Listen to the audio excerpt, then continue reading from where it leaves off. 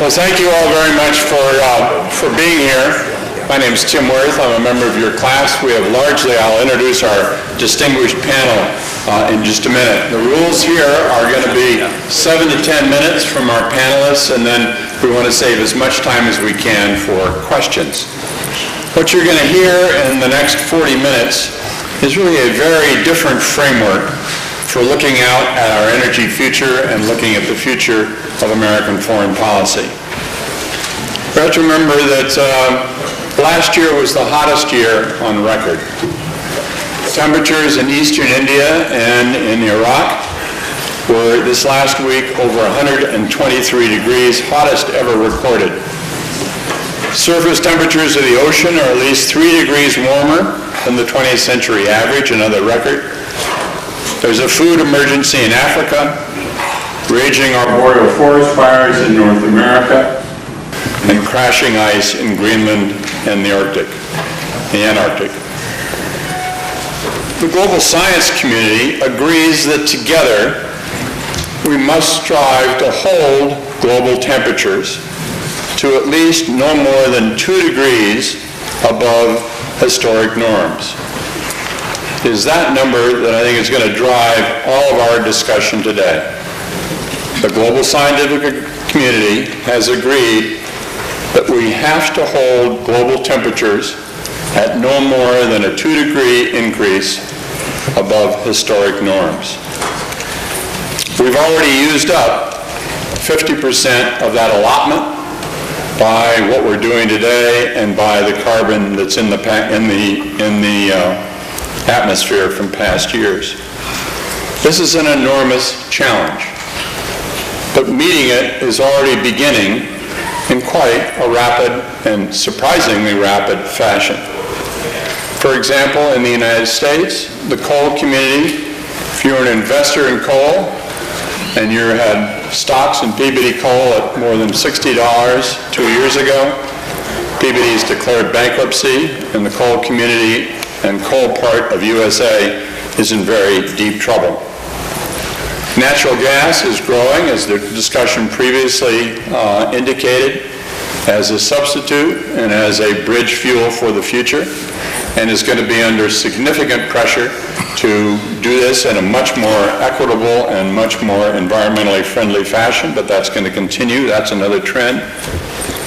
Bill Gates just sold 170 million shares of BP. What does he know that we don't know? And has become, after being a climate skeptic for many, many years, one of the world's major advocates for dramatically increasing research and development. So things are moving. Those are a few of many, many indicators. We have to dramatically slow the amount of carbon that we're putting into the atmosphere.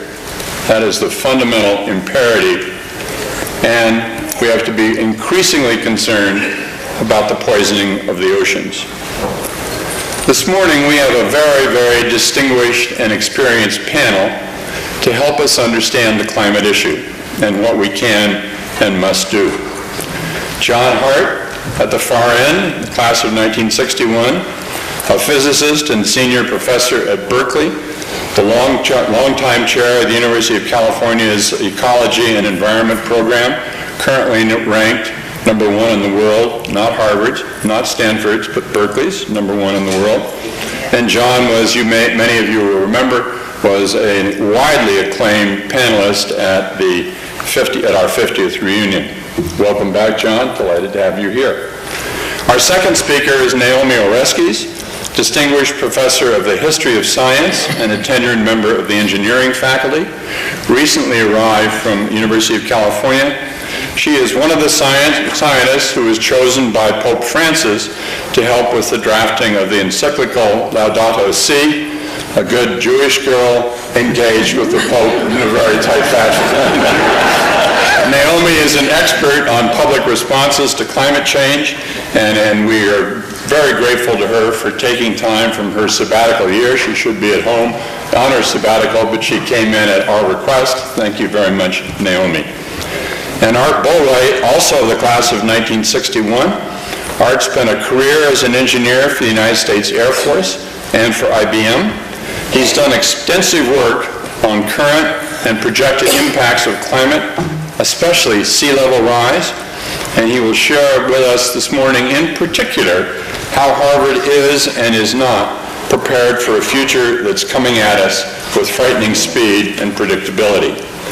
So let me start by asking John Hart to join us with a review of what we have to know about the science and some thoughts about solutions. John Hart.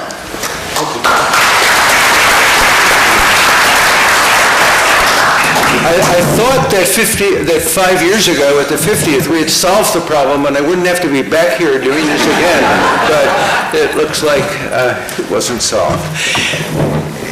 If the science that informs us that fossil fuel burning is hugely altering the climate were wrong, as the climate science denialists claim, then the thermodynamics and the atomic physics and all the other physics courses that I completed 55 years ago and 100 yards from here in the Jefferson Lab would have to be revised.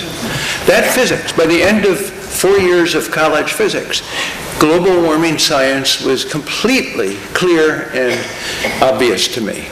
And it's really the case that the science isn't deep or fundamental, it's basic, and it has never, not a shred of evidence has been advanced by any climate science denier that contradicts the basic science, nor have any pieces of evidence been advanced that are in contradiction with the predictions of climate science, nor have any of the deniers come up with any alternative explanation for the changes that have been observed over the last 75 years in the climate.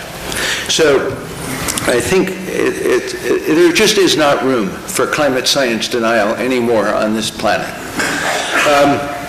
There is, however, a problem with the models. They're not perfect.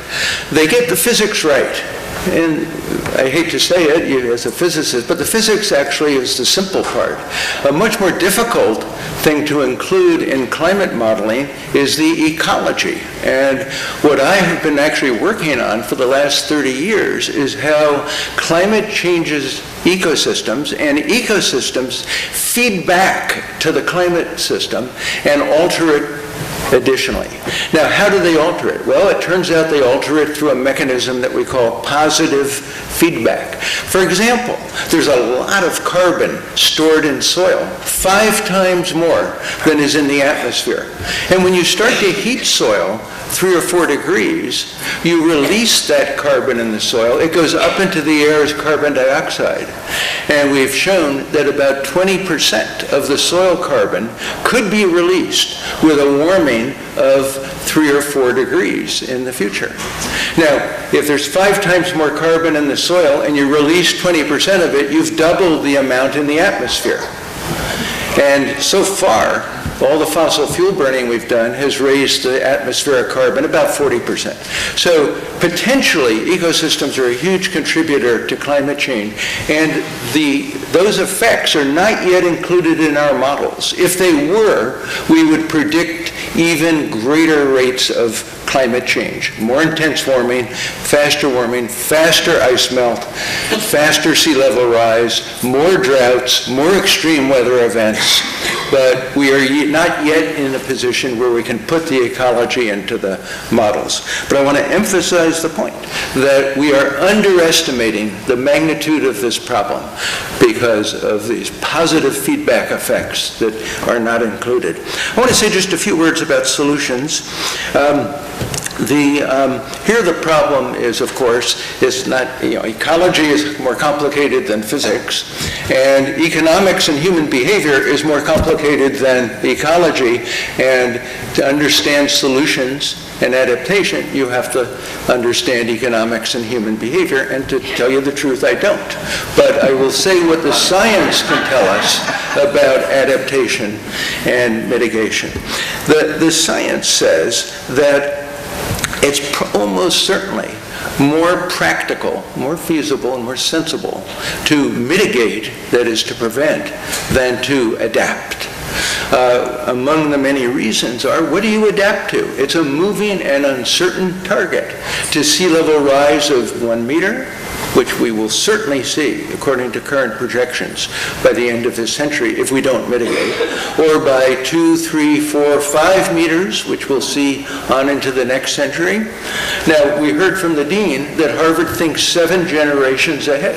7 generations from now, that's well into the next century. And sea level rise could be such that no amount of seawall could possibly protect Harvard University, let alone just the Alston campus. The other benefits of mitigation are a huge number of other what we call co-benefits.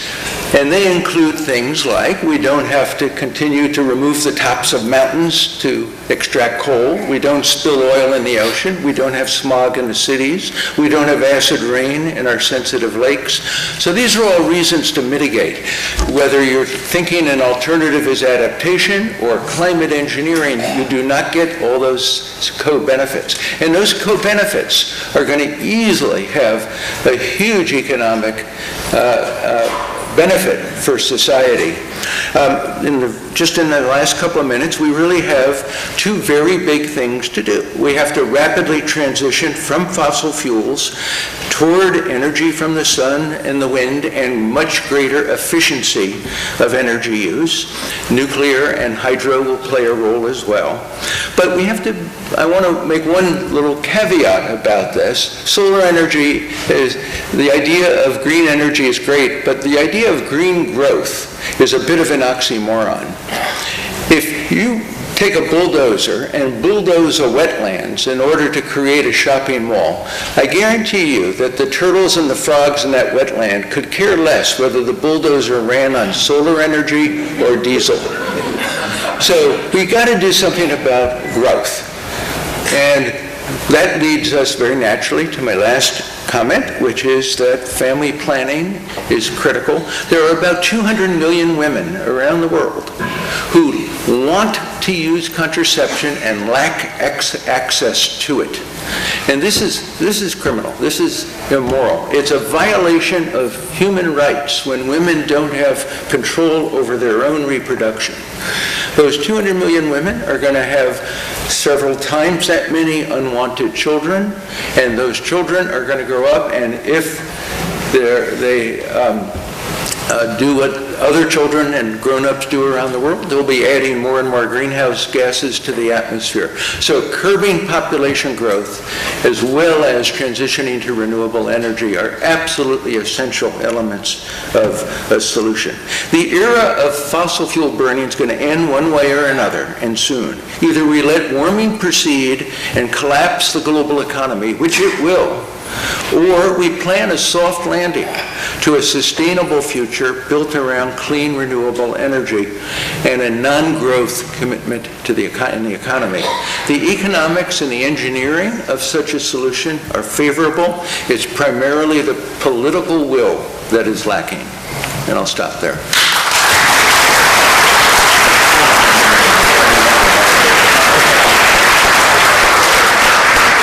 Thank you very much, John. If one of the imperatives is 2 degrees, and we cannot allow the temperature of the globe to increase above 2 degrees beyond our historic norm, a second basic fact is, how do we get there?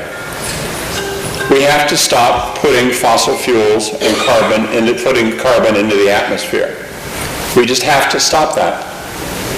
And how do we do that? That is an extremely difficult challenge. We have already discovered more than 3 times the amount of fossil fuels that we can burn if we want to keep the temperature at a 2-degree increase. In other words, if we burned all the fossil fuels we've already found, temperatures would fly much higher than that 2 degree. So we have to stop using a lot of the fossil fuels that we've discovered and start moving in the other direction. This is no easy political or economic, industrial task. And Naomi Oreskes has been deeply engaged in this, in understanding the politics of it, understanding the public policy side of it, and it's a real treat, Naomi, to have you with us today. Thank you.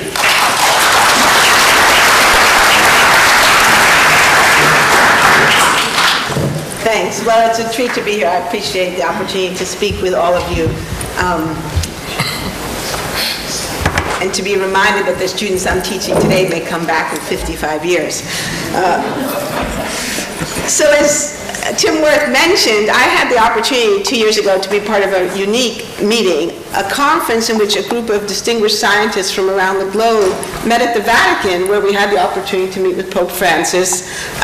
In this picture you can see the Pope is speaking with Margaret Archer, who's the president of the Pontifical Academy of Social Sciences. I'm not sure if Tim's in this picture. Far back. Far back, okay. Top of the Pope's head. Oh, okay, right. Okay, because I say if you look really closely, you can see me popping up sort of Forrest Gump-like just behind the Pope's left shoulder. So we really were there, and it's recorded for posterity. When Tim was talking, it reminded me of my first teaching job was not here. It was at Dartmouth College. And I wasn't treated very well as a woman faculty at Dartmouth College in the early 1990s. And one day, something particularly bad happened in the department that got around, and one of the old emeritus professors knocked on my door. He says, "Can I come in?" I said, "Sure." He goes, "I heard what happened." I said, "Yeah." And he says, "Well, I just wanted to let you know, I was the first Catholic professor at Dartmouth." And that was an incredibly good moment in my life, right? You know, a reminder that whatever problems you're facing, other people have faced problems too, and also that Jews and Catholics have a lot more reason to stick together than we sometimes realize. So here I am 30 years later, and I'm a distinguished professor at Harvard. Life has worked out all right despite a rough beginning, and I had this wonderful opportunity to participate in this meeting. Now, the Pope is a very loving, kind, and compassionate man, but he's also a tough taskmaster, and I actually had a homework assignment for this meeting. I was given a specific question to speak about the title, "What Role for Scientists?" So the topic of the conference, the subject of the conference was sustainable humanity, sustainable nature. Our responsibility. So it was really about this question of sustainability and what is our responsibility to each other, to people in other parts of the globe, and to future generations. But I was asked specifically to speak about scientists. What is the special responsibility of scientists, if any? Scientists, people who understand the threat of anthropogenic global warming better than anyone else. And so I developed a concept that I call the scientist as sentinel. I argue that scientists do have a special responsibility, that we, all of us, need scientists to alert us to threats like climate change, or the hazards of radon or asbestos or lead in our groundwater or tobacco use, because we have no way to understand these hazards without scientific work. Now, in some cases, people have known about these threats for a long time. People have known that lead caused lead poisoning for centuries, but we still need scientists to understand the mechanisms by which these hazards operate and to clarify at what level danger kicks in. So Tim talked about the idea of dangerous anthropogenic interference in the climate system. Today in Flint, we're revisiting this question of dangerous levels of lead in our water. In other cases, it's even more grave because there are threats that without science we wouldn't even know existed. So if it hadn't been for the work of people like Professor James Anderson here at Harvard, we would not even know that there was an ozone hole. And today, many of us would be suffering from skin cancer and cataracts and other diseases. We'd be witnessing crop losses and agricultural damage of various kinds because we wouldn't even have known there was an ozone hole. So clearly we need scientists, and clearly scientists do have a responsibility to be sentinels and to speak up and to speak out about issues that by virtue of their technical knowledge, they understand in a way that we can't. But that doesn't get the rest of us off the hook. So what about the rest of us? What is our responsibility? Scientists can't tell us how to solve a problem like climate change, as Professor Hart just mentioned. Climate change as a problem that needs to be solved is partly technical, but it's very largely social, political, and cultural. So what happens then? How do we solve this problem, and what is our responsibility? Well, when we talk about climate responsibility, it's often in the framework of the United Nations Framework Convention on Climate Change, which is the international law that applies to the question of climate change, and to which the United States and 195 other countries are signatories. The Framework Convention, being international law among countries, frames responsibility according to nation states. And in the traditional articulation that was developed in the beginning, a lot of the focus was on the question of how much individual nations emitted. So we in the United States have a special responsibility, different, and I would argue more grave than other countries, because of this.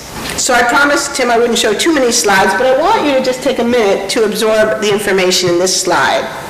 This slide presents the historic carbon dioxide emissions from fossil fuels, cement, and changes in land use from the top 10 emitters around the globe since the Industrial Revolution.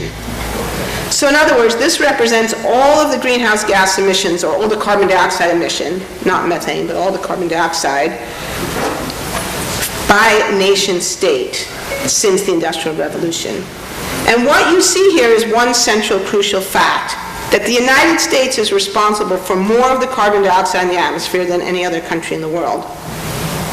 I have to say I'm going to diverge a little bit from my esteemed colleague, Professor Hart. I have a slightly different view about population than he does. I think it's complementary, not competitive, but just to say that the United States has not been the largest producer of greenhouse gases because we were the biggest country in terms of numbers of people, or because we were the biggest country in terms of rates of population growth, but because of the patterns of energy use. They're related to population, but they're not primarily driven by population.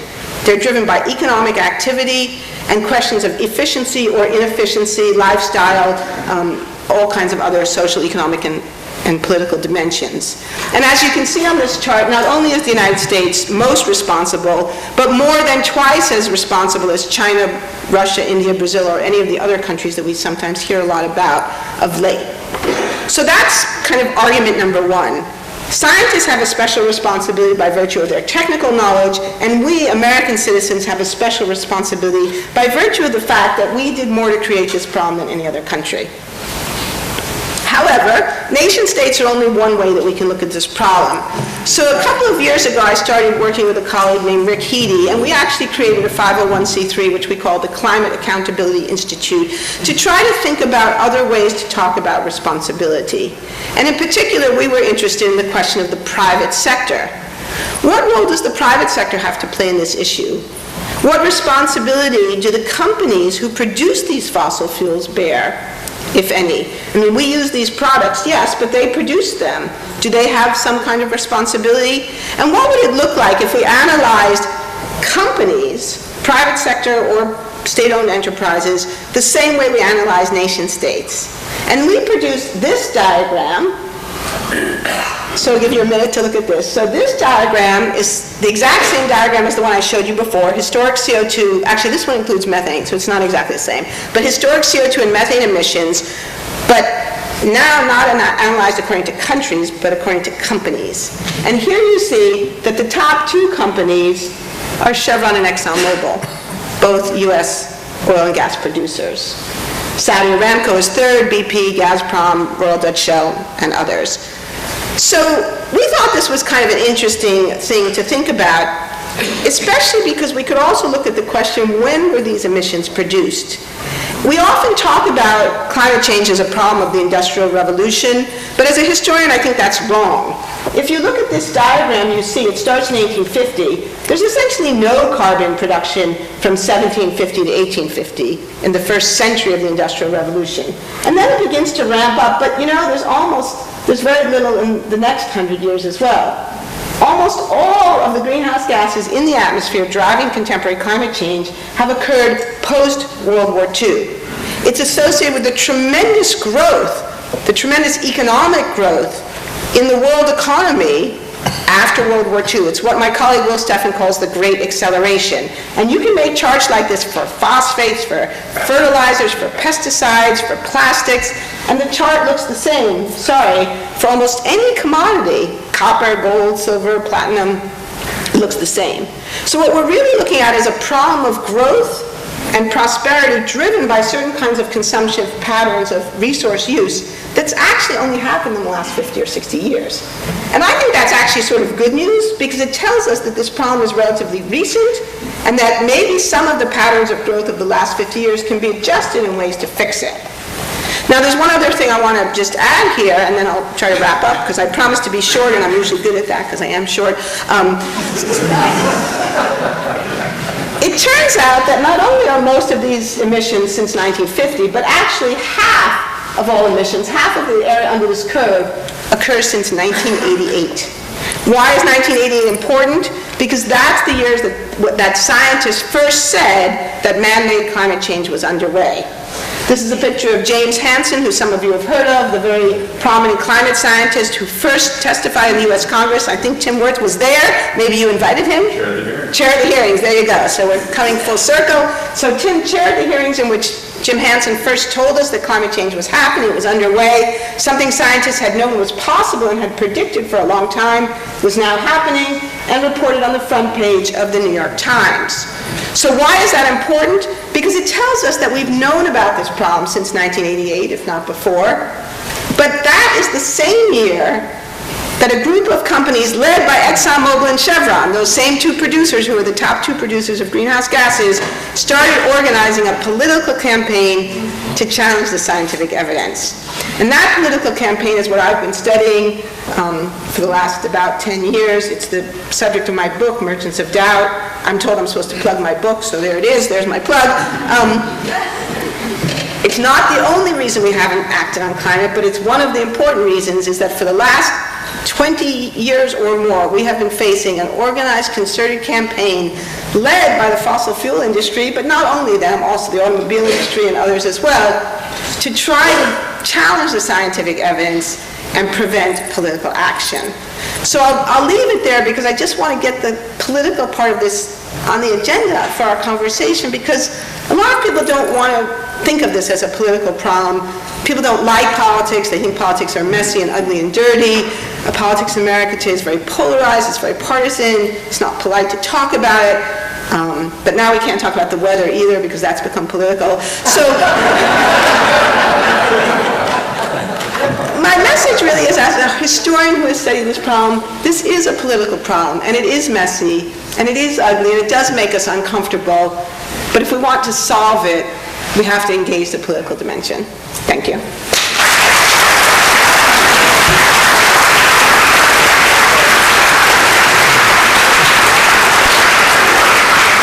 Thank you, Naomi, and this is going to sort of drive us right back to where we are today. One of the issues that we wanted to discuss today was the responsibilities of Harvard in this rapidly changing world. How does Harvard deal with its investment portfolio? How does Harvard deal with its physical plant? How does Harvard change its research and teaching patterns? How much money and for what purposes does Harvard increase its endowment? A series of very interesting and absolutely carbon-related questions. And I don't know anybody who's thought more about this outside of Harvard, and maybe more than anybody inside Harvard, than Art Bullwright. Art, thank you very much. He's done some really interesting work on particularly Harvard's responsibility and sea level rise. Art.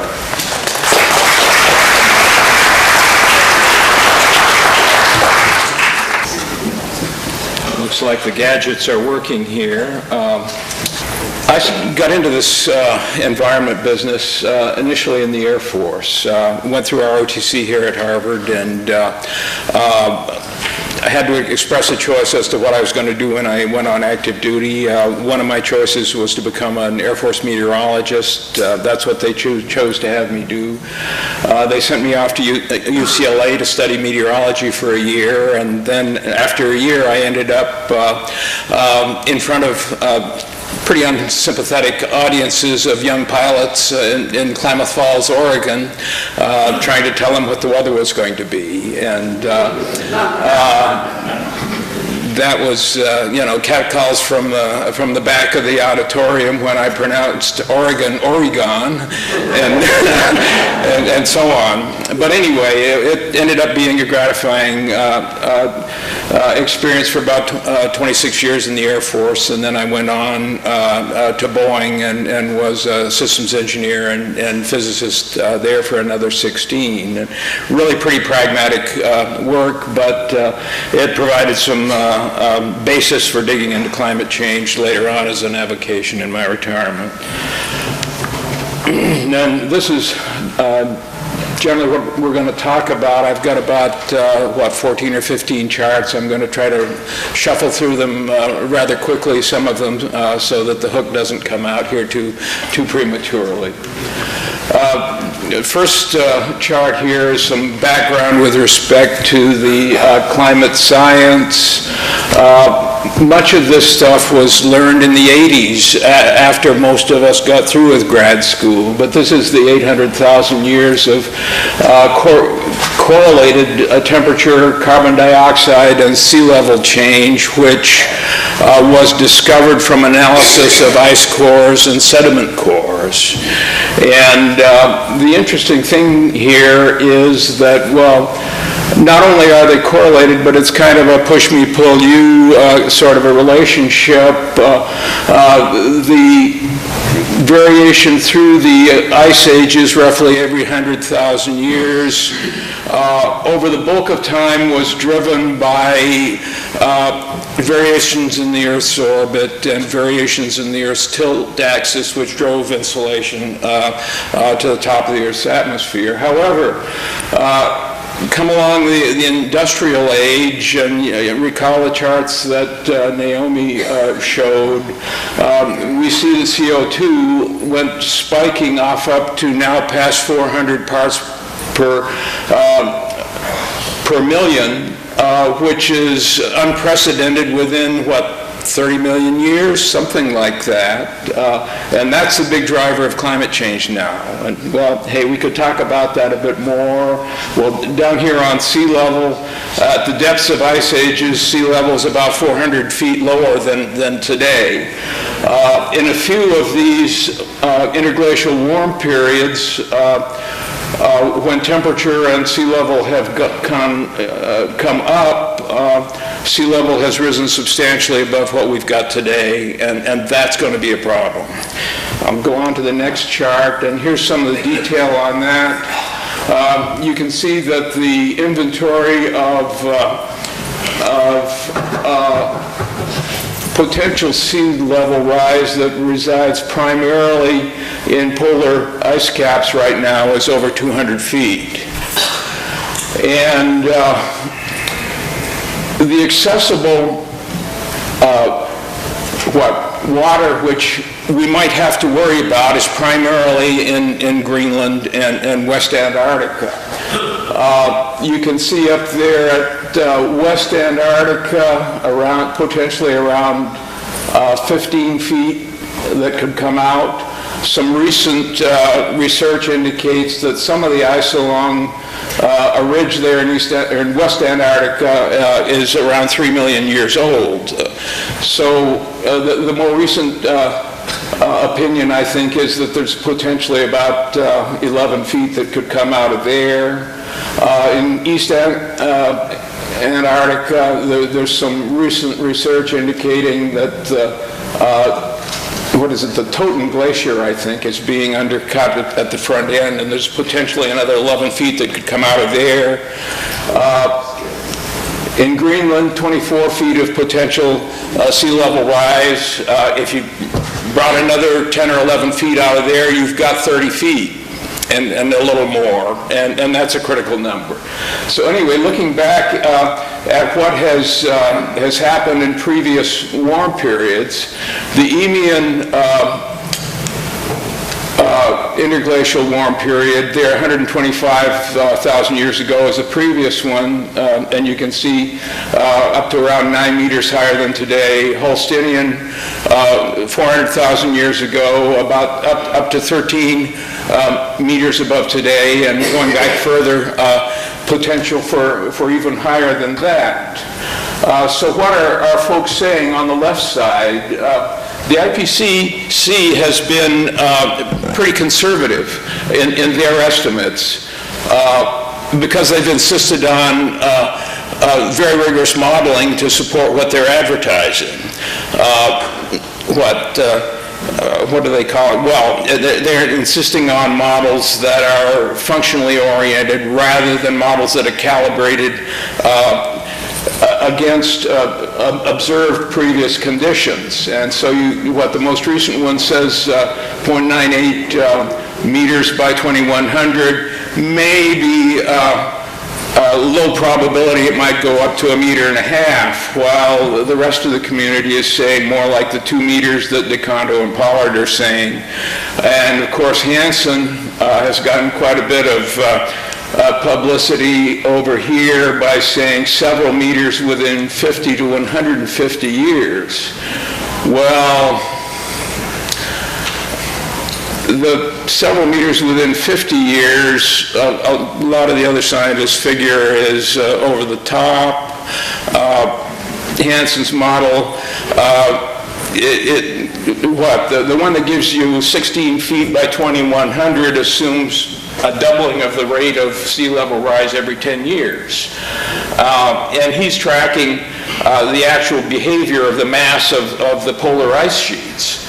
And both north and south polar ice sheets are diminishing in mass at an accelerating rate. And he's trying to fit a curve to it in order to show whether it's really going to be a 10-year doubling or a 5-year doubling or a 20-year doubling that we need to plan to. But hopefully they'll continue funding those measurements and doing those analyses so that people have got some warning as to what to expect.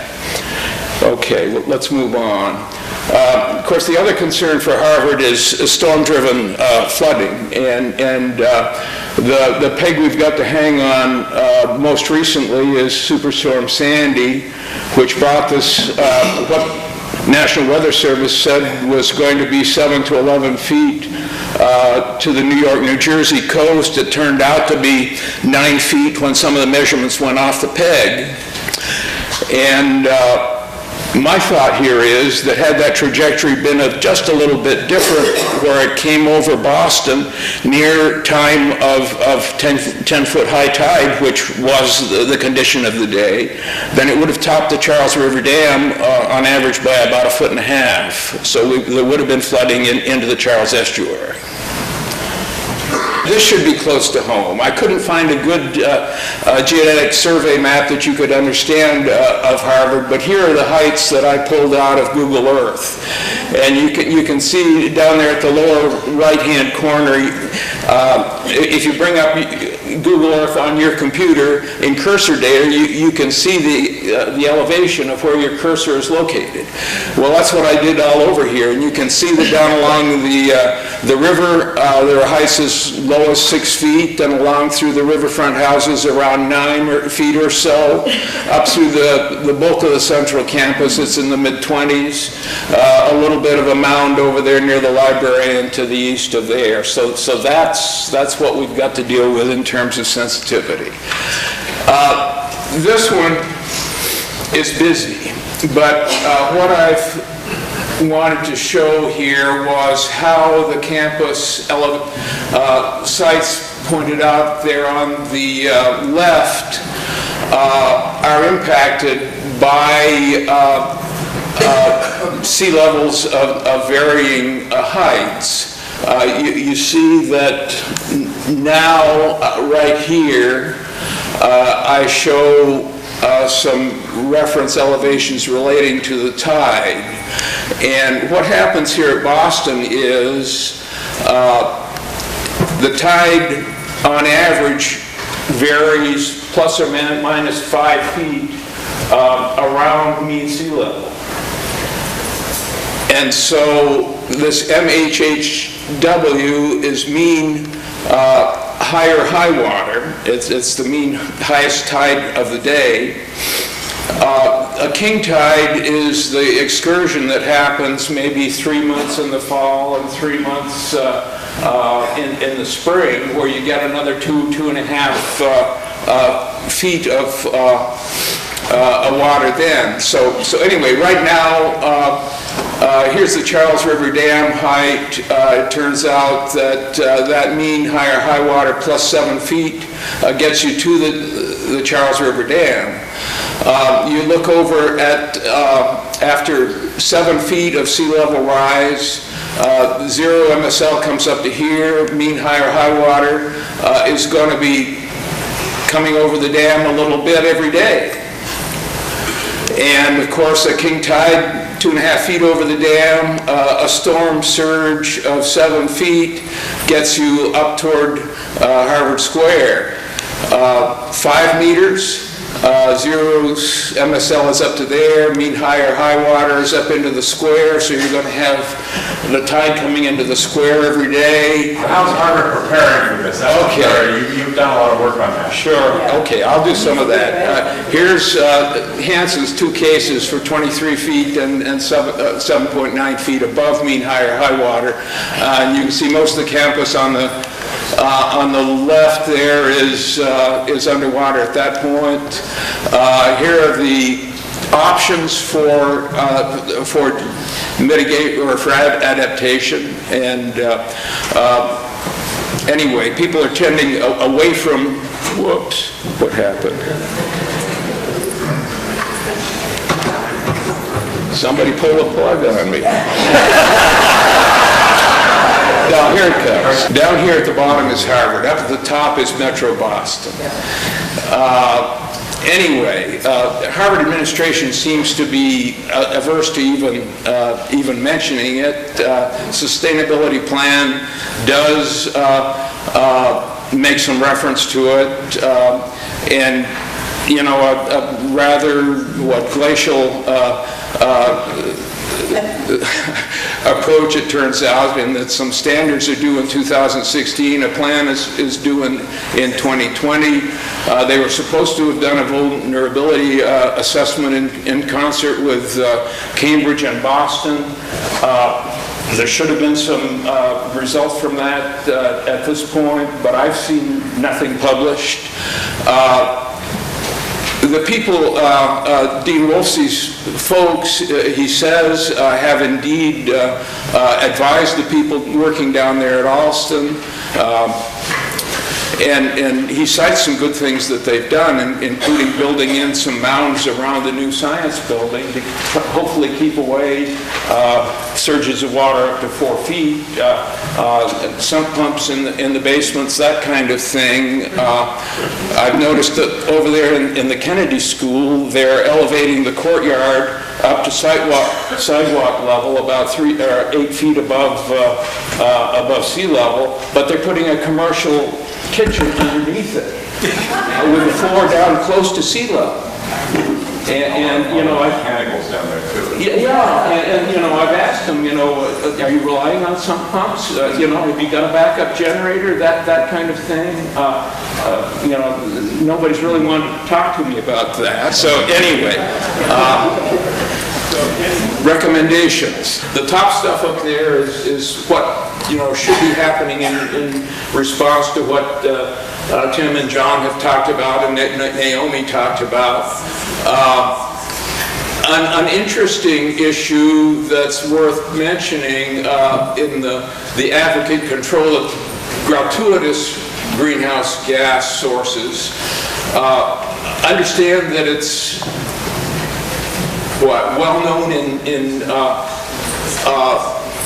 certain circles that indeed there are coal and peat fires that are burning unstopped for years that are producing CO2 perhaps comparable to the U.S.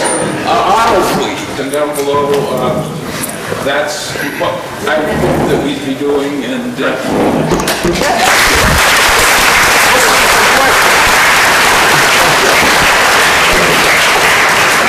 Thank you very much. So there are very serious issues related to the university's responsibility. This is one piece of it, it's physical plant. So let's go to questions. Have people identify themselves and a question for a panelist.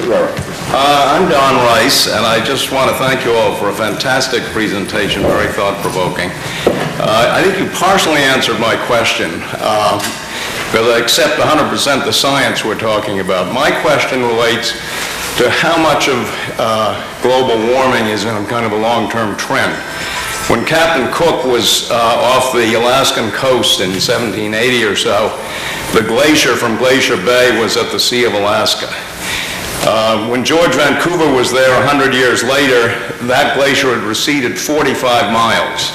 When the Rice family was there 100 years later, it had actually receded less. It's now up to about 75 miles. So that suggests to me that these preceded the Industrial Revolution, at least the period from Captain Cook to Vancouver.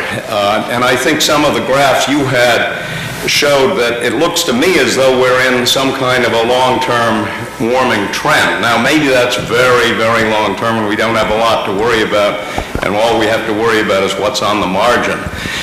So that's sort of the first thing. The second thing is, remember Ludwig went and destroyed vast parts of the Amazon. How much of the mitigation possible here would be reforestation and that sort of approach? John, you want to do a Yeah, let me take the last point first. It's very important. Deforestation is a large contributor to the emission of carbon dioxide to the atmosphere. Altogether, it amounts to 15, maybe 20%. And so stopping the cutting of virgin forest, of old-growth forest, not just in the Amazon, but in Alaska, Canada, the United States, and throughout the world, is really critical. And not just for climate change, but for biodiversity as well. As far as your first points go, it's true that glaciers oscillate. And the evidence is pretty clear on this point that if you looked at any given point back in history, you would see some glaciers retreating and others expanding. But what we're seeing today is all the ice is on the retreat. This year, if the trend is continuing, we're going to see the lowest summer ice cover in the Arctic Ocean ever. In record, not just in the last century, but in all of recorded history. So I think it's unambiguous that there is a trend in ice melt that goes way beyond the various advances and retreats that are recorded by those explorers you mentioned. So Don, a quick summary as well. There are 3 places where carbon can go: into the atmosphere, into the ocean, into the land. We've put as much into the atmosphere and have to dramatically slow that down. The oceans are becoming significantly and dangerously acidified. The third, the new frontier, and a lot of the thinking about this, is the land and how can we increase carbon capture in the land. We, for example, at the UN Foundation are launching a major program with the Nature Conservancy and with their constituencies and our constituencies all over the world focused right on the question of increasing absorption of carbon in the land. So it goes right to your Amazon question. Hi, Sam Hopkins. I just would like to invite everyone here who has seen how hard it is to discuss such huge subjects as we've had in the last 2 hours in such a short time, and invite you to join a discussion group that I've been running on and off for 45 years on some of these big subjects. You can't just deal with this in 2 hours. It requires every bit of brain power we have to keep working on it, keep discussing it. Please speak to me if you'd like to do that. Advertisement for Hopkins' seminar. Come over. Hi, I'm Roger Shamo. I have a question for the faculty and other alumni. I'm a scientist, and as Naomi pointed out, we've known about this for quite a while, and it's very clear to me that we are practically in a crisis. Yet, as we see here today, and from my own experience, there are many, many Harvard alumni who are still confused and unaware of the difficulty.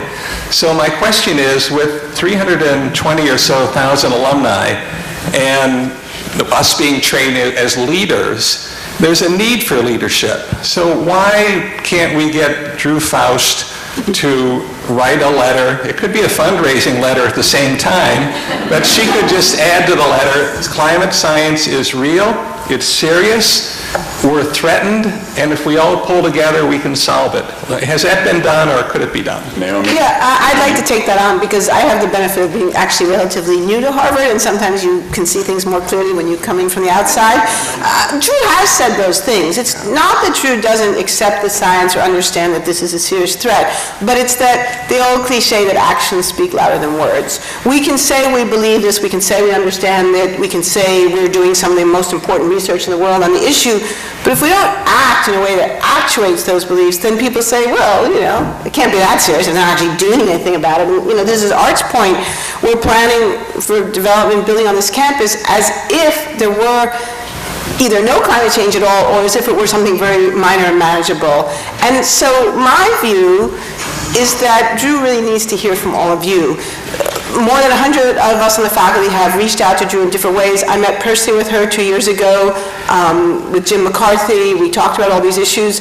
It's not that she doesn't understand the facts. She totally does. She's a highly intelligent, educated person. But she's living in a political world as well, and she has a lot of pressure on her from many different directions. I think she needs to hear from the alumni that you care about this issue and that you want Harvard not just to say the right things, but to do the right things, and that research is not enough. And this is the other key point. Drew's response to our requests, the students, the faculty, Tim, has been to say that as our university, our role is teaching and research. And of course, on some fundamental level, that's completely inarguable. Of course, our role is teaching and research. But now we're in this weird situation, and this is what Jim McCarthy and I went to speak to her about. I mean, I spent the last 10 years of my life studying people who have actively tried to undermine the work that we do here at this university as researchers and teachers. How can we stand by and think that's okay? So my argument is that, of course, we do research and teaching, but we also have to stand up and defend that research and teaching against challenges to it, whether they're from the fossil fuel industry or think tanks masquerading as research institutes. And that's a step that she's been unwilling to take, and it's partly because it's viewed as political. But the problem is, we are political. We live in a world that is political. This problem is political, and I think we need to help Drew find a way forward to say, yes, we acknowledge that this issue has a political component, and to acknowledge that is not to politicize the university, it's simply to acknowledge the real constraints that we operate in the world and to figure out how to be leaders, because leadership, of course, is a political action. Yeah, and I'd like to say a couple things, too. Yeah, it should be possible to Google up President Faust's statements. One of them was, within the last couple of years, and it talks about the usual external things, but it totally ignores two issues. One of them is Harvard's investments and how they're managed, and how that to climate change, and secondly, how they manage their development planning and activity with respect to the climate change challenge, and specifically with respect to sea level. Both of them totally unaddressed. And so, if you have problems finding those statements, I could help you get to them. Let me, if I might, put a final point on this. A number of us have made the following proposal to her, That you're not going to change overnight. You're not going to stop all fossil fuel investments overnight. There's a long portfolio transition that has to occur. But you have to, one, recognize the fact that what Harvard does with its portfolio is extremely important. Other people look at this, other institutions look at this, and they hide behind Harvard's skirts. If Harvard doesn't do anything, there are all kinds of other universities, schools, libraries, so on, that are therefore given a free pass. Harvard is very important in terms of its leadership. And secondly, there's a transition way out of this. Harvard can say, we are no longer going to invest any more money in the exploration for or development of new sources of fossil fuels. We've already got more than 3 times more than we can ever use. Yeah. So let's not invest in any more new sources or explore for any more new sources. That's a great waste of money. That at least opens the door and begins to get Harvard on a pathway. Response to all of these things, to you and Jim McCarthy, to Meeting after meeting, the student sit-ins at the Massachusetts Hall to the Harvard Divest Group, is a deafening silence. It is to me an astonishing, I will just say this now, I think an astonishing abdication of Harvard's leadership responsibility in the world. We've got to do everything we can. We just have a moral So obligation. Joe and I know we're not supposed to get into controversial issues here, but here, come up here. Bill Nickerson. Thank you, Tim. No. From Connecticut, not underwater. Tim, you give me just the introduction I need. Seriously, Professor Sullivan said that 80% of the world's energy, I think it's a percentage above that, is carbon-based. And assuming the science, of course, that's been presented this morning very effectively, and I appreciate it, and assuming for the moment, which isn't the case, that we had the political leadership to talk in the terms that have been talked this morning, assuming all of that, my question is a different one. Looking to the future, what are the prospects of lowering that 80% of energy source from carbon to meet the curve that's occurring in terms of climate change? Is it possible? Is it physically, technologically possible that the technological change is out there and can be implemented rapidly enough to address this? We've talked this morning about the problem. I suggest we should talk about the solution. That is the great question facing the world. John? Okay. First part of that question is it politically possible? And right now I'm extremely pessimistic. Well, let's just assume for the moment it is. But it's a question of political will. At the beginning of World War II, this country mustered the capacity to build more than 100,000 fighter planes, armored vehicles,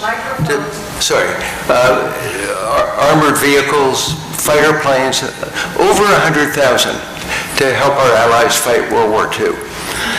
If we were to do the same thing in the same period of time, a few years, and build a few 100,000 wind turbines and photovoltaic collectors and committed to the goal of replacing coal-based electricity with renewable electricity, if we invested in storage mechanisms like flywheels and molten salts, we could do it. I am convinced that we can do it. I'm also sadly pretty convinced that we're not going to do it because I don't think politically it's in the cards. But if I could just add to that, the technology absolutely exists, and there have been a number of recent studies. There's a great one from the National Renewable Energy Laboratory. A group of scientists at NOAA just came out with a study published in Nature Climate Change, and Art can send you the links. The technology exists to do this, and not only that, but the really amazing thing about the recent NOAA work is that it actually can be done without storage. But here's the if. This is the really crucial if. It requires an integrated electricity grid. Okay, so I speak a lot in public, and when I go in public, I say, now I'm going to talk about something really sexy and exciting. It's called grid integration. So if you go home and said you learned nothing this week except that, go home and Google grid integration. And the reason why grid integration is so crucial is because people always talk about the limit to renewable power being intermittency, that the sun doesn't shine at night and the wind isn't always blowing. And that's true. But if you think about North America as a whole, the wind is shining, the wind is shining, the wind is blowing, the sun is shining, and water is flowing somewhere in North America at every moment of the day and night. And so an integrated grid that can move electricity from, say, Quebec hydropower to Nebraska wind to California and Arizona sun, and integrate that together can solve and satisfy all of the electricity needs for the United States now and in the future, including growth. So this is a hugely important piece of work that everyone should know about, but it gets back to John's point. How do we get an integrated grid? Who built the grid in the first place? The federal government, not the private sector. And so this is why I've been talking more and thinking about the history of technology in relation to policy. And shameless plug, I did bring a reprint, put a pile here of an article I wrote for Scientific American this past year about this. So I think we have to sort of focus attention on what are the specific strategies that will enable us to build the infrastructure, because that's what this is really about. It's about infrastructure. We built the grid in the first place. We built the federal highway system. It was Dwight Eisenhower who was responsible for the national interstate highway system. We have to find some way to break this deadlock where we're in, where we've demonized the government and think that, everything the government does turns to junk.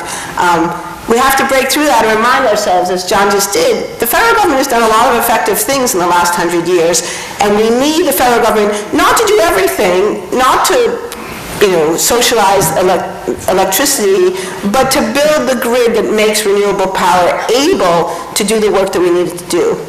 Let's go back up here to the right. Yeah. We're going to make it, let's do this. We've got, I think Todd said it until a little after 12:15. No, we have 12:30. 12:30, okay, we got 12:30, don't relax, good comedian question. I can't help, George Mosier, Milwaukee, I can't help but notice that everybody on the panel was a believer in climate science. There are hundreds, perhaps thousands of climate scientists that disagree, and they need to be recognized. Okay. Secondly, We tried to find them for this panel. We looked hard for anybody who was a real climate scientist, not a talker, but a real climate scientist, and we came up at 0. But go ahead. Secondly, I come from Milwaukee, which 11,400 years ago was under 1 mile of ice, so when we take a longer historical perspective, that's worth keeping in mind. Third is the 90% of Antarctica is over 10,000 feet high, so most of Antarctica polar ice will not melt. My question relates ultimately to greenhouse gas. This is the one area that as a non-scientist I have problems understanding. I tend to view oxygen as for mammals and carbon dioxide for plants, but obviously I'm missing something, and so I'm curious as to what I'm missing in terms of carbon dioxide. Naomi, over to you. Okay, well, thank you very much for that question, because it's what I've just spent the last 15 years of my life working on, and one of the reasons I was hired at Harvard is because in 2004 I published the first article that analyzed, as a scientific question, what did scientists have to say about climate change. And I showed in 2004, this is more than a decade ago, that there was near unanimity in the scientific community based on papers published in peer-reviewed scientific journals that climate change was real, that it was underway, and that it was mostly driven by the increase in greenhouse gas concentrations from burning fossil fuels. And that is a fact, and you can find it, I can send you the link. What the problem we face is that a myth has been perpetuated in the mass media, in the public, deliberately perpetuated. I wrote a book about it, it's called Merchants of Doubt. If you don't like to read, you can watch the movie, we made a film of it. What we learned was that there has been an organized, systematic program in this country since 1989 to try to perpetuate exactly the misconception that you just expressed. We are confused about this issue. Many of us are confused, and it's because people have been trying to confuse us. It's a sad fact, it's an unfortunate fact, but it is a fact. There is no debate in the scientific community that climate change is real. Now, some of the other things, Antarctica, yes, of course there's a huge amount of ice that will still be in Antarctica, but what matters is not what's left. What matters is what melts. So, if you died of lead poisoning, you could say, oh, but I only ingested 15 parts per billion of lead, and there's, metric tons of lead still sitting on my kitchen counter. What matters is not what's left. What matters is what got in your body and poisoned you. So that's why we're so concerned about the amount of ice that's being lost from Antarctica and from Greenland, because it's that ice that's driving sea level rise. Why are we concerned about carbon dioxide? Simple scientific fact that has been known since the 1830s. Carbon dioxide is a greenhouse gas. It traps heat in the Earth's atmosphere. And like a lot of things in life, like chocolate or alcohol, a little bit is good, but too much is bad, right? A little bit of carbon dioxide in the atmosphere is a good thing, keeps the planet cozy, makes it possible for life on Earth to exist. Without carbon dioxide, we have no plants. Without plants, we have no animals. So a little carbon dioxide is good, but there's too much of a good thing. And now we've reached a point where the amount of carbon dioxide in the atmosphere is so great that the planet is not only heating, but heating at a rate that is unprecedented, well, at least in 12,000 years, and possibly more like 30 million. So it's that rapid rate of heating which is the issue, because if the climate were just changing very slowly in the kind of normal way that it has changed throughout the whole history, the 4.5 billion years of geologic time, and my first degree is in geology, that would be fine, because we would evolve and we would adapt and change just like plants and animals have evolved and changed over the course of 2 billion years of history. The problem is that now it's happening in a way that is unprecedented in the history of evolution, unprecedented in the history of life. We will not be able to adapt as quickly as we would need to in order not to be hurt, in order not to suffer. And that's what this is really about. It's not that the planet, this is not about saving the planet. The planet's going to be fine. It's a chunk of rock, and it's going to go on no matter what we do. It's about the life on the planet, the people, the plants, the animals, and we will suffer. And that suffering will be extremely costly. So, as Art was trying to point out, there's a lot of things that Harvard can do to prepare for climate change, and not everything that will happen will be catastrophic, and probably none of it will be catastrophic in the next, let's say, 7 years. But it's going to be expensive. Seawalls are expensive. Rebuilding dams are expensive. Building a new electricity grid is expensive. These things will all cost money, and this is money that we will not be spending on research and teaching. And you as alums are going to get hit up to pay for this. So for no other reason that you want your alumni donations to be going for good causes, you should be concerned about this issue. Okay, let's go over here.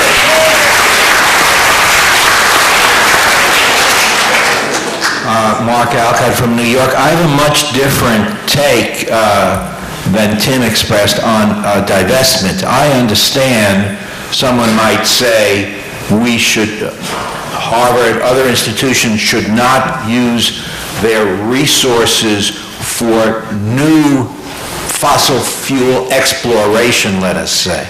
I don't understand divestment. And I don't agree with it, because I think it's a very futile strategy. If Harvard sells its stock in Chevron, assuming it has some, that just means someone else is going to buy that stock. It has no real impact. And I think it's disappointing that students and alums, for that matter, divert their energy to that. The real way to address this is to pledge to make personal sacrifices, to reduce the amount of time you drive your automobile, or perhaps not own an automobile, to reduce your personal consumption of fossil fuel. That might make an impact, or at least that would be a personal sacrifice. But just to point the finger at Harvard and say it's Harvard's problem, it's their responsibility, I think that's just silly. Well, I agree with a number of the points that you make, but let's take it from the top. What are we trying to do here? We're trying to stabilize greenhouse gases in the atmosphere. And we have to do that by putting less and less and less carbon all the time into the atmosphere. I mean, that's what we have to do. Now, nobody's exempt. Everybody's going to have to do that. Individuals driving less, having more efficient houses and so on, that's, getting better technologies, that's going to be part of it. There's no silver bullet. There are a whole lot of things that have to be done. And one of those is also one's investment portfolio. If you're invested, say, the amount that you have in fossil fuels is here today, it's going to have to go, like everything else, ultimately down to the goal of a fossil fuel-free economy. So over a period of time, we have to begin to get out of fossil fuels. How to do that in a gracious way that's not going to hammer people. The proposal that a number of us have made is start, just as you suggest, no more investments in new sources of fossil fuels. That's a way to begin. You begin to open the door, and the management of the Harvard Management Company and so on begins to say, okay, what do we do next? Now, how do we do this next? What do we do next?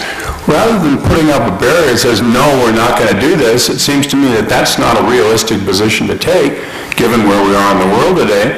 But let's put ourselves on a pathway to get from here to there. It's not going to happen overnight. We're not going to get it done overnight, but we do have to say we've got to get there by 2050. That's where That's what the science tells us. That's what the overwhelming belief in the world is. We have to do it, and Harvard's not exempt. So let's get going now. I think these students they may be asking for divest tomorrow. That's not realistic. But what we've done at the UN Foundation is put ourselves on that pathway. We've done that at our Families Foundation, put ourselves on that pathway. I think everybody all these institutions should think about being on that pathway. So that's why, the beginning of divest, I think, is important. If you're going this way, it has to mean, as you're selling your portfolio, someone is buying your portfolio. But wait a minute, of course, that's why other institutions aren't exempt either. I mean, it's not as if this is in a vacuum at Harvard. We're part of a much, much broader environment, right? So now, before it's too late. Well, something that seems to be missing in this effort is the acceptance by the public of the scientific reality that we've been exploring here today. And maybe this goes to the attitude of the public toward science and scientists and intellectual activity. How do we clear that barrier? How do we establish the credibility and cogency of what scientists are thinking in the minds of we the people? If I could say something about that, and not to beat to death the divestment point, but I think it's related to this question.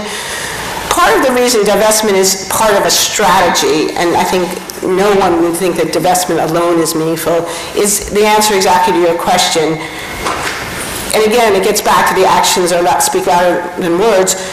It's not enough just to say that these things are issues. You have to be seen to be acting on what you claim you know, right?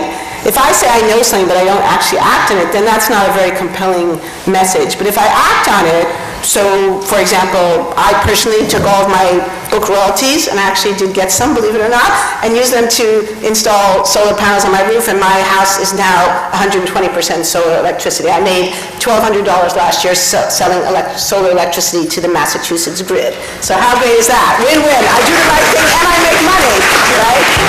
So the point is, these things aren't either or, they're both and, but we walk the walk. We make the road by walking. So we do these things. And I don't think it's about sacrifice. I really actually don't like the language of sacrifice, because nobody wants to suffer, and environmentalists are always being accused of wanting people to suffer, and I don't want people to suffer. It's the opposite. I want for people not to suffer. But we have to act in ways that show people that we really take this seriously. So when the Rockefeller Brothers Foundation divests from fossil fuels, when the Rockefeller Family Foundation divests from fossil fuels, when the United Church of Christ divests from fossil fuels, when leading colleges and universities divest from fossil fuels, it sends a message to people, this isn't just talk. We're actually making our investment decisions. We're putting our money literally where our mouth is. And that sends a really strong message to people that this is really serious, and that they should think about what they can do too. John, do you want to get in? Art, do you want to get in this? John? No, let's hear more. Okay. Carmen Gentili, Washington, D.C., I guess. I'm not sure, I move around. So I have a quick comment and then a question. And the comment is, I think it's not constructive to not distinguish between natural gas and oil and coal. Natural gas is a far more benign fuel. It would be a great transition into a fossil fuel-free economy. Now my question, though, for the panel is, you haven't mentioned nuclear energy as a solution. If one were serious about achieving a carbon-free economy, we could do it within about 30 or 40 years, because first we'd have to train the people to run the plants, because I don't think we have those disciplines still going on. And then you have to build the plants. But you could manufacture electricity with nuclear energy safely and cheaply, relatively speaking, particularly if you take into consideration the cost of carbon, and achieve all the objectives you want. Yet, nuclear has not been mentioned by anybody on this panel as being a solution. I mentioned it, and I'll say some more about it. But to me, why would you not think that that is the solution more than renewables? Nuclear physics is sweet, nuclear economics is sour. The problem with nuclear power is that it's not as cost-effective as many alternative sources of energy, gas, wind, sun, and efficiency in particular. It's also much more expensive than coal, but I'm not going to go there because we don't want to use coal. But what's happened is the cost of nuclear power has led people to take shortcuts. They take shortcuts in where you locate plants, and so we locate them on faults and around the world in places where there's a tsunami risk, and we know what happened in Fukushima. We take shortcuts when it comes to the training of nuclear power plant operators, and we take shortcuts when it comes to dealing with the serious issue of proliferation of weapons-grade fissile materials. So if we could do nuclear properly, it would be a very smart solution. But right now, the U.S. has not demonstrated the capacity to do that, and to do it in a way that is cost-effective. Part of the problem is the regulations that are necessary to make it as safe as it already is raise the price well above the cost of wind power or photovoltaic power. The advantage of it is that you can run them at night, when there's no wind, when there's no sun, and so you have sort of shortcutted the problem of storage or smart grid. But until the issues of economics are dealt with, I don't think it's going to be a major contributor.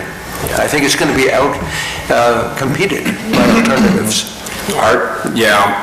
Well, I have a younger brother who worked for Tim for a number of years in government and who spent many years in Arms Control and Disarmament Agency looking at nuclear technology. And every time I question him about the capability of nuclear to contribute, he goes into reverse and starts shaking his head about front-end cost and the residual danger and so on. And you know, he's thought about it a lot, and he's not convinced.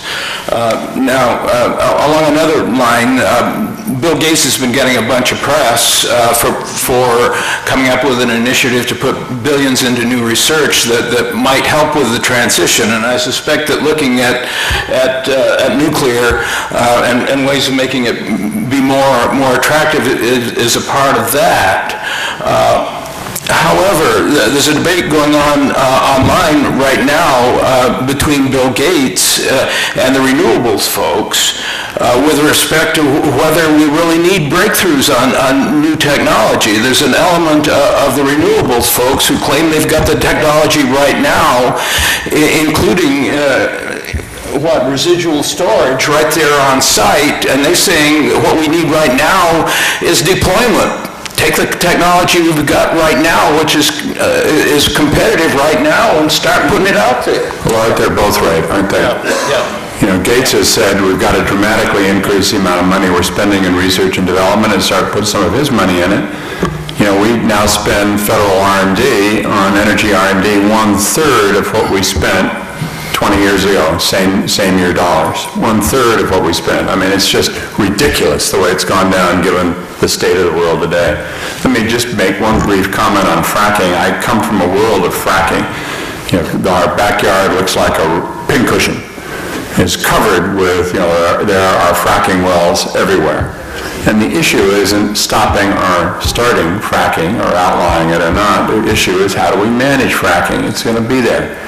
And the industry is sharply split between those who are really worried about the disclosure of what the chemicals are, really worried about the water disposal and how you go about doing that, really worried about siting issues. Longmont, Colorado, they're putting them right in a school. I mean, come on. I mean, what sense does that make? The fracking industry says they can go a mile underground. Why don't they go a mile underground away from, you know, anyway. So anyway, the issue is, and there's some really good guys in the fracking industry, and like every other part of the energy industry, there's some real cowboys. And unfortunately, they're so far as in the fracking world, mostly a lower common denominator, and it's been very hard for the good guys to get traction. That's why the feds can come in and help on that. Most of the issue belongs to state regulatory agencies and belongs to the state engineers. And like in Colorado, I think there are 3 state engineers for thousands and thousands and thousands of fracked wells. I mean, it's just an impossible task. But if we can get on top of that, then it seems to me we manage the fracking transition. That's my view. Manage the fracking transition as we're moving to 2050. That's got to be part of the mix. Sorry, that's more than you wanted to know about fracking. Let's do final question right here. Okay. My name is Philip Auerbach from Paris, France, not Texas. Or Maine. In the end. I've noticed, in our class report, which is very interesting, a lot of people have put down their current status as retired. I don't think Harvard graduates should ever consider themselves retired. Harvard faculty don't. I was a university professor part of my life, so you can see where I come from. But very simply, in Paris, we have a very active Harvard Club of France with today a very active president who has organized not only social events, but particularly meetings around various subjects. And we were obviously there in the midst of the climate discussions in Paris fairly recently. All of us are citizens of the world as well as citizens of our country and of our local communities. What we have heard today is inspiring, but it also carries a responsibility because we've heard it. I would strongly encourage our class and every other class from Harvard to carry this back to their local communities and to create meetings and discussions and what have you on the subjects which we believe to be central to the future of mankind and the future of the living world in which we belong. Thank you. That was very nice.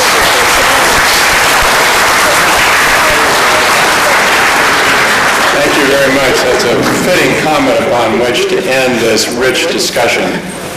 I find it fascinating to think about the first hour on American foreign policy and a lens that I think is a, real, but a very, very conventional lens, and what of looking at American foreign policy and the future of energy, starting from one set of assumptions. And here you start from a very different set of assumptions, that we have to assume we have to get to a fossil fuel-free economy in 2050, and that in turn drives a whole series of other questions as you move back from that, and also illustrates the very clear sense of urgency. We can't get from there to here without a sharply increased public engagement and a sharply increased public sense of urgency.